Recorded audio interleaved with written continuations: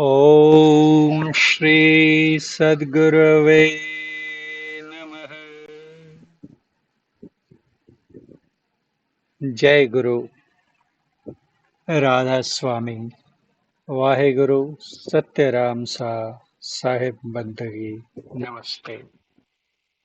Hello viewers, warm greetings and the best wishes on the auspicious day of the full moon day of the holy month of Shravana, which is dedicated to Lord Shiva, and also the festival of sacred thread Raksha Bandhan, when sisters all around India tie sacred threads tokenizing their love, affection, and full faith on the wrists of their brothers. Today, on this holy occasion, I am going to recite an English rendering of the discourse, originally in Hindi, by the legendary sage of the tradition in the tradition of Santmat, Maharshi Santsevi Paramhans, which was published in the January 1999 issue of the Hindi monthly, spiritual monthly Shanti Sandesh, published by Shanti Sandesh Press, Maharshi Mehi Ashram, Kuppaghat, Bhagalpur. The discourse has been translated into English by me, and I am going to read it. Just a little while ago, you listened to the recitation from the Ramcharitmanas, a famous epic composed by Goswami Tulsidas ji, wherein the scintillating light of the sun of Lord Sri Ram was referred to. It is said that when this sun rose, all the three worlds were illuminated. In this picture, you can see Sadguru Maharshi Mehi Paramhans Ji Maharaj sitting in chair, and beside him standing is Maharshi Santsevi Paramhans Ji Maharaj, whose discourse we are listening to right now. So continuing with, it is said that when the sun rose, all the three worlds were illuminated. Now, this does not mean that before the sun came out, all the three worlds had been under darkness, and that only when the sun rose, the three worlds could see the light. It is also not that the sun came into existence only after the incarnation of Lord Sri Ram took place. Goswami Tulsidas ji himself has later clarified this issue when he says, Yah pratap ravi jaake ur jab karahi prakash. Ur means heart or within, inside. That is, when this refulgent sun or form of Ram or God, Ram refers to all pervading God. So when this refulgent sun or form of Ram or God appears within or illuminates the inner sky of a person, he or she is able to see through the three worlds or the entire Brahmand macrocosm. We know it very well that the sun in the outer sky is not able to brighten up even one world simultaneously, that is, our own Earth in its entirety, let alone lighting all the three worlds. It is right now daytime here in India, but it is night in the United States of America. That is, not even one world is fully lit at the same time. Again, in some of the countries like Norway and Sweden, which are located near the North Pole, they have days and nights spanning about 6 months each.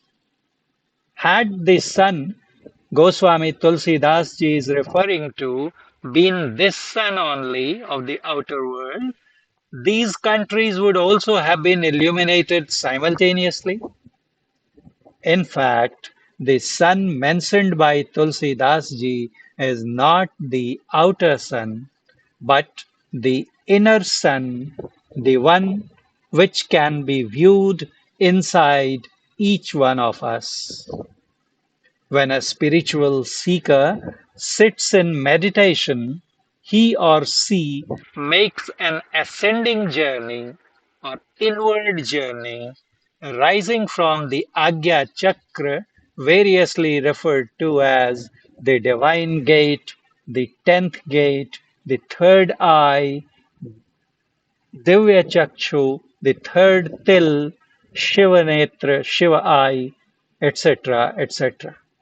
into the region of, that is, let us read the sentence again. When a spiritual seeker sits in meditation, he or she makes an ascending journey, rising from the Agya Chakra, the 10th door, into the region of the thousand petaled lotus, or the Sahasrar, or Sahasradal Kamal. Kamal means lotus, Sahasra means thousand, and Dal means petal, thousand petaled lotus. Ascending further, when entry is made into the Trikuti, which means three peaks, the inner sun becomes visible. The inner sun becomes visible, by seeing which the seeker acquires the supernatural or divine vision so as to be able to see all the three worlds. When we say all the three worlds in scriptures, it is meant that earth, that is this world or this universe, and the nether worlds and the heavens above. Okay. Our Gurudev, Maharshi Mehi Paramhans Ji Maharaj had scaled such heights of meditation that he could see events happening in any part of the universe by sitting at one place. I have narrated several such incidents to you on different occasions in the past. Describing the inner sun, Sant Kabir Sahab says, Yahi ghat chanda, yahi ghat sur, yahi ghat bajai anhad tur, yahi ghat bajai tabal nishan, bahira shabad sunay binukan. Which means, the moon as well as the sun are within this body itself. Within this body itself keep ringing myriads of celestial melodies or sounds. Within this body itself sounds the divine drum. Even the outwardly or physically deaf can listen to these divine inner sounds.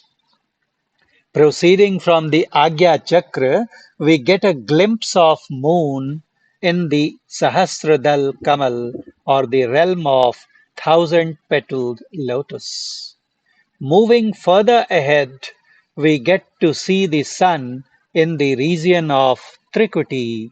Not only Kabir Sahab, other saints too have testified to sighting the moon and the sun within. Guru Nanak Ji, for example, the propounder of this Sikhism, for example, who is said to be or believed to be, he never propounded actually, he never propagated a separate sect of Sikhism. It is his disciples who came to form that. Guru Nanak Ji, for example, describes it as Ravi Shashi Lauke Yah Tan Kenguri Bajay Shabad Niyari.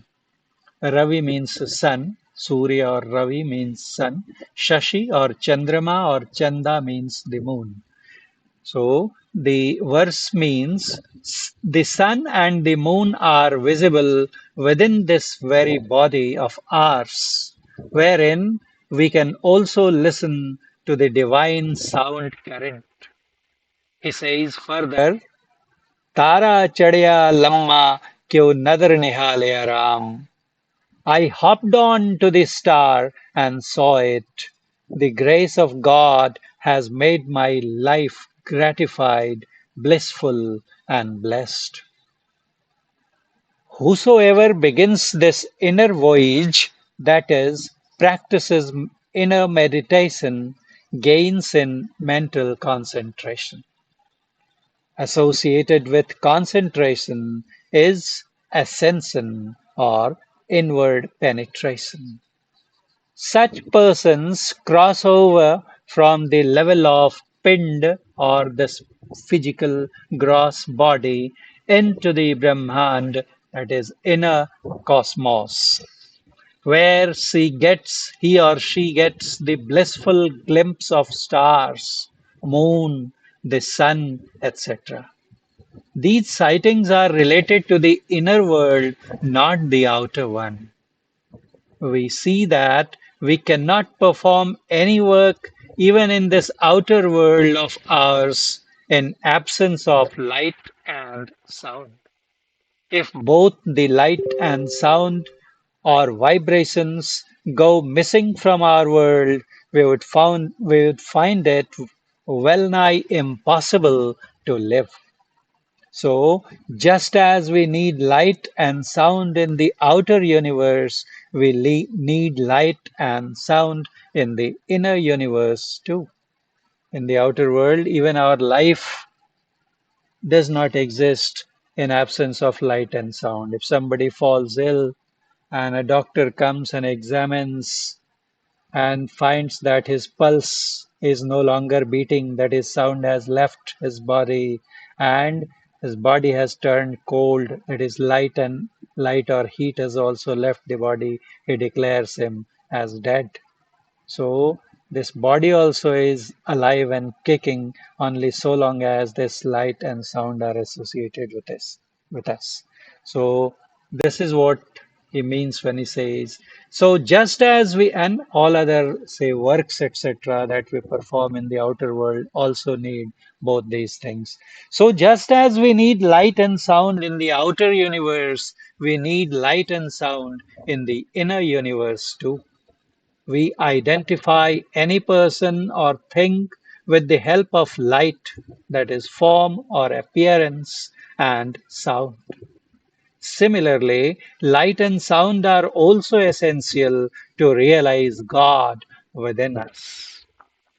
Drawing on the support or help of light and sound, we can go beyond or transcend these two also to merge into oneness. These two means light and sound also.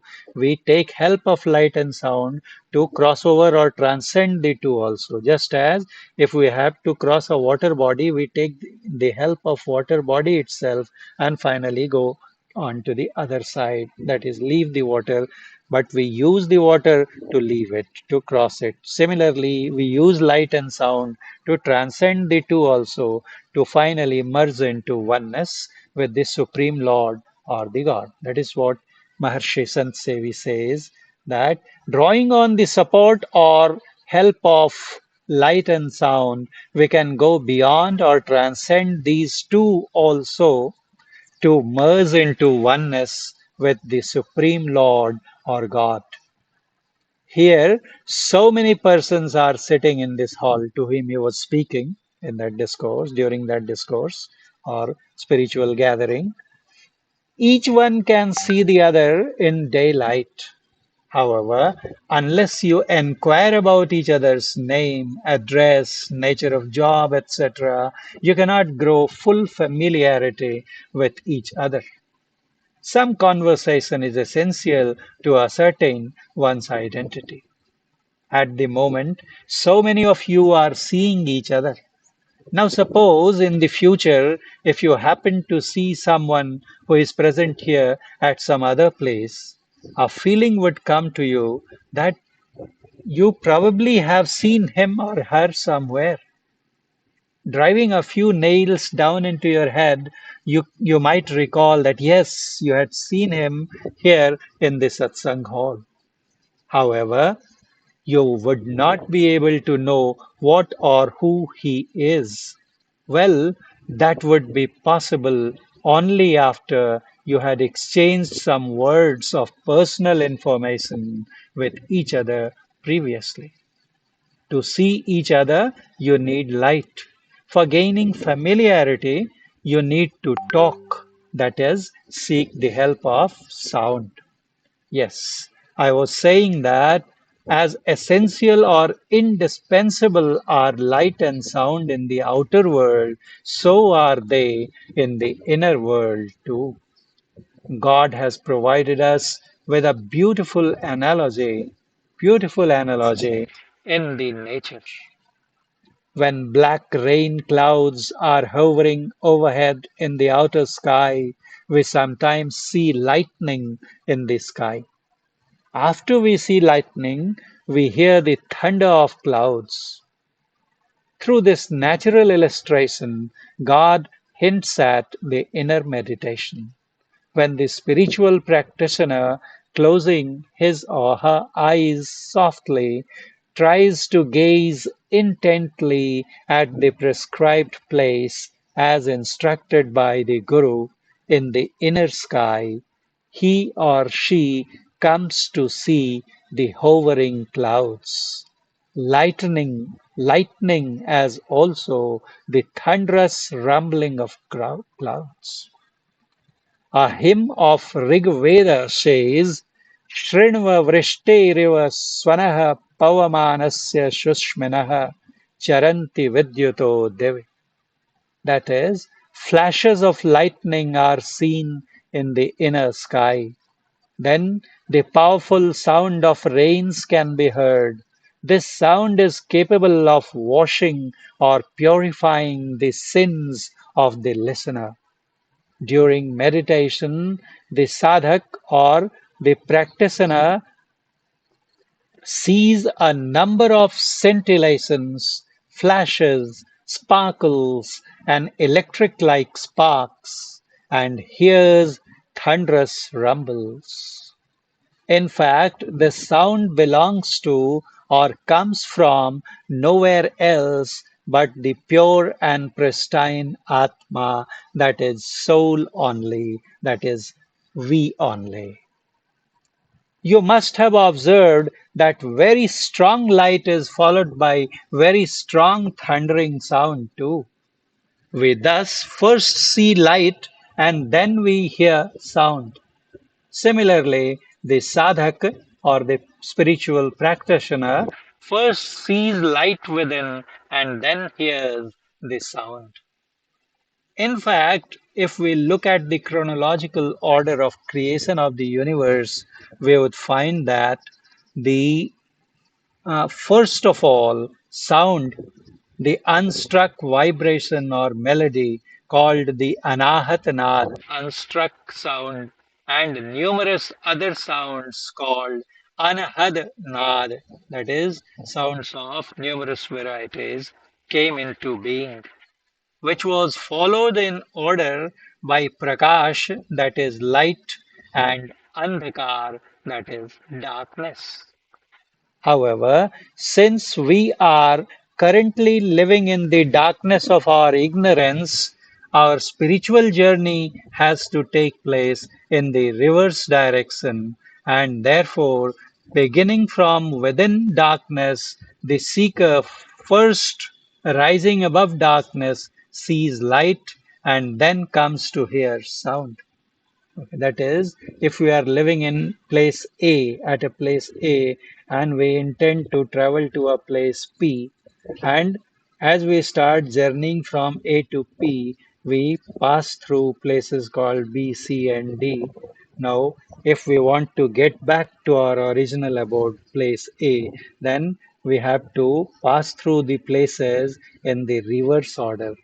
Similarly, what Maharshi Ji is trying to say that when this universe, this creation came into being, first sound was produced from God, then light came into being, and finally this gross world, which is predominantly dark. okay, the zone or realm of darkness, because in darkness we are not able to see the presence of things. Okay, darkness signifies or represents ignorance. Here, by living in this world, in this physical body, we are completely oblivious of our own nature. That is why it is said to be a place of darkness. Now, from here, if we want to travel back to which is our original home, then from darkness we have to rise into light, then sound, and finally into the state of soundlessness, which is our own state, original state. That is the order of journey, just the reverse of how the universe came into being. So he says that uh, our spiritual journey has to take place in the reverse direction, and therefore, beginning from within darkness, the seeker first rising above darkness sees light and then comes to hear sound. But let this not convey the impression that sound is produced last. In fact, sound was created first, though we hear it the last. Whoever practices meditation honestly and diligently and regularly comes across these experiences. There is a story in the Maitreya Upanishad, one of the Upanishads, okay, which are the uh, part of Vedas. Okay, and there are so many Upanishads.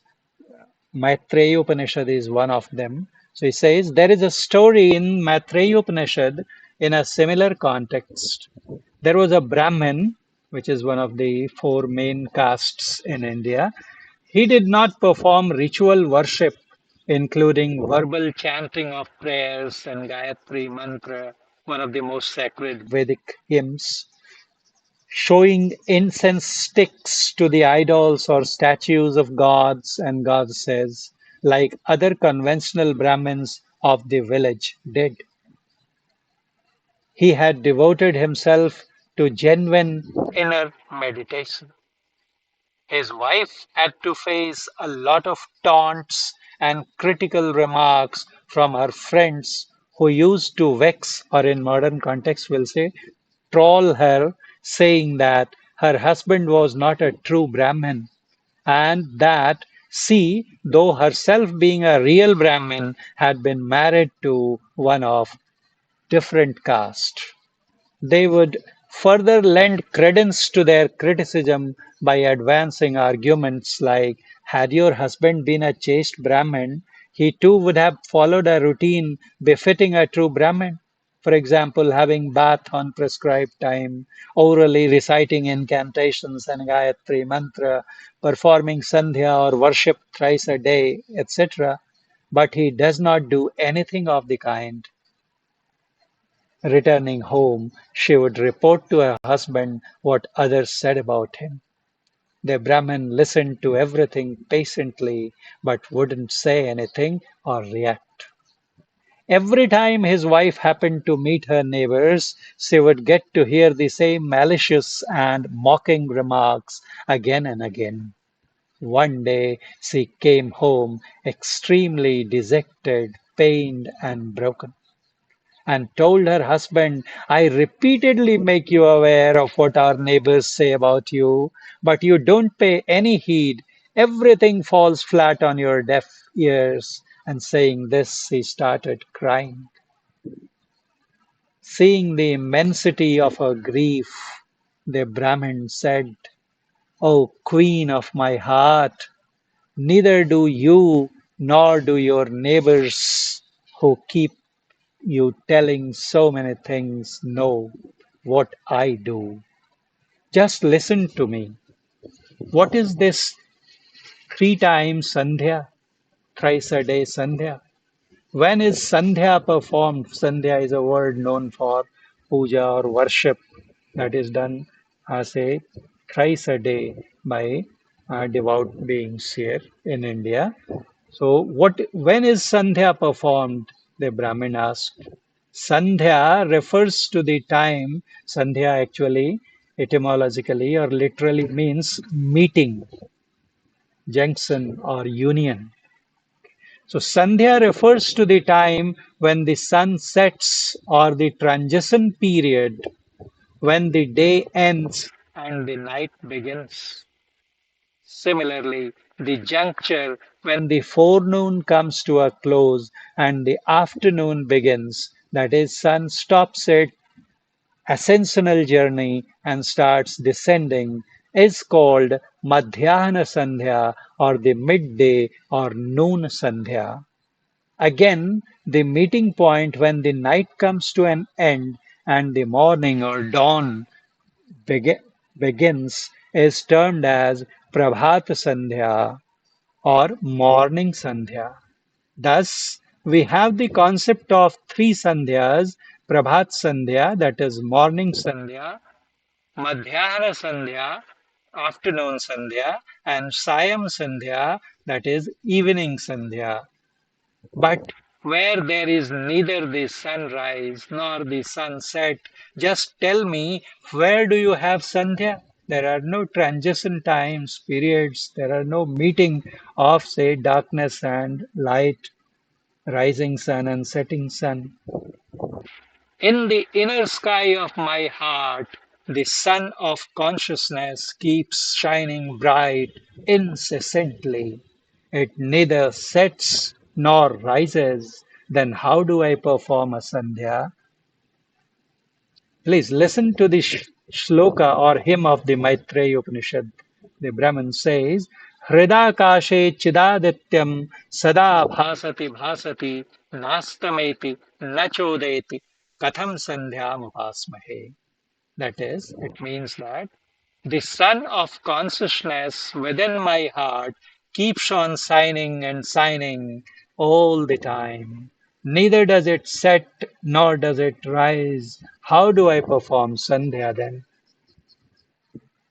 Whoever sincerely practices the inner meditation comes to experience the light within.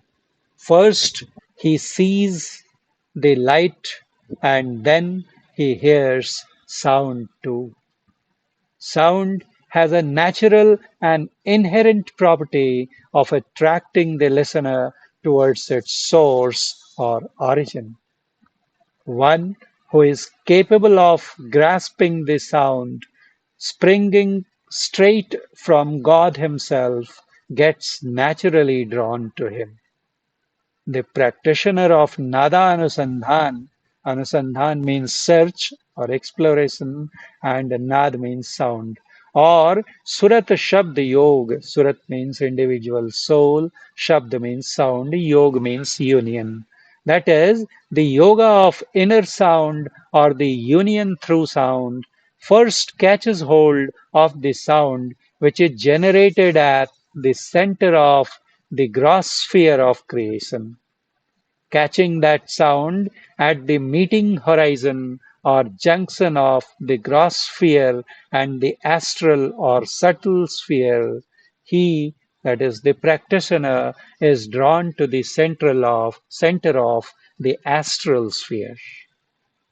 Grasping the sound at the center of the astral sphere, he is led to the center of the causal sphere, wherefrom he is pulled up to the center of the supracausal sphere. These are the four realms or spheres we have referred to earlier also of the gross nature, that is inert or non-conscious nature, which does not possess consciousness of its own, and beyond it lies the conscious nature, okay, that is known as kaivalya. Okay. Getting hold of the sound at the center of the supracausal sphere, he transcends the barrier or layers of jad, that is ignorance or non-consciousness, and makes an entry into the realm of Kaivalya or Chetan, that is, pure consciousness. There he finds the Sar Shabd, or Sar Shabd means the quintessential sound, or Anahata Shabd, that is unstruck sound, unstruck vibration, which takes him to the soundless state, highest and the ultimate soundless state. Neh Shabdam Paramam Padam. Shabda means sound. Neh Shabda means absence of sound. That is soundless state, which is Param Pad. Pad means state or post or pedestal, and Param means highest absolute. So, catching hold of the quintessential or unstruck melody, the practitioner is drawn to its source, which is the highest and the ultimate soundless state of our own true self or that of God. There he meets and merges into perfect unison with God, losing his individual identity completely, rising above all the duality and dichotomism. Dichot- Completely dichotomy.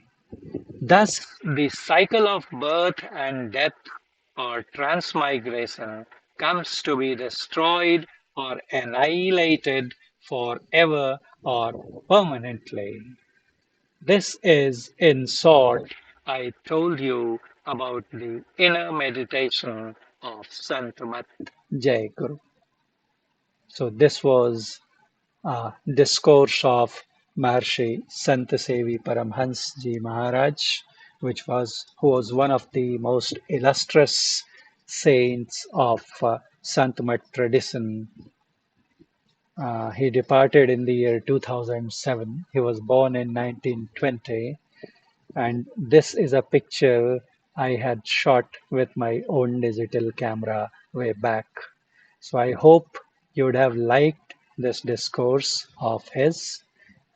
Thank you very much for giving a patient listening.